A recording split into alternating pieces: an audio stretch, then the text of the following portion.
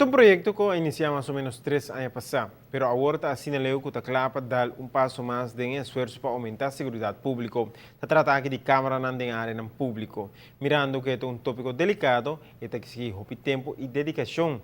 Agora a infraestrutura está praticamente completa e o durante a fase de prova, instalação de câmara toma lugar na diferentes pontos de Buenos Islas, para mirar se a imagem está dando o resultado que está desejando. Seguinte passo, lo está para ajustar a câmera necessário, pero também para mirar como implementar o projeto aqui. Tem cooperação de diferentes departamentos, no caso que na Corpo Policial, está metendo muito duro conosco para nós lograr e meta na final. Me tenho visto que não é um projeto que também é fácil, vai reparar que no passado a envergadura do projeto aqui é uma subestimada e para o motivo nós a escolher para fazer tomando muito tempo, visto que nós estamos papeando muito tempo acaba de projeto aqui para nós mira de implementação.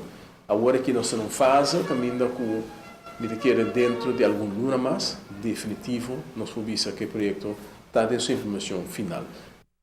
Tem quanto com o aspecto técnico, jurídico, pero também de personal, que está involucrado em inteiro projeto de câmara no público. No momento que estamos a começar com o processo de buscar personal do governo para esse projeto que é de fase de observação de câmara também é possível, mas me tenho confiança com mirando retornando com nosso país a confrontar com o opinião de qualidade do governo que está disposto para solicitar as leis do humano na aumentar o que é a segurança do nosso país.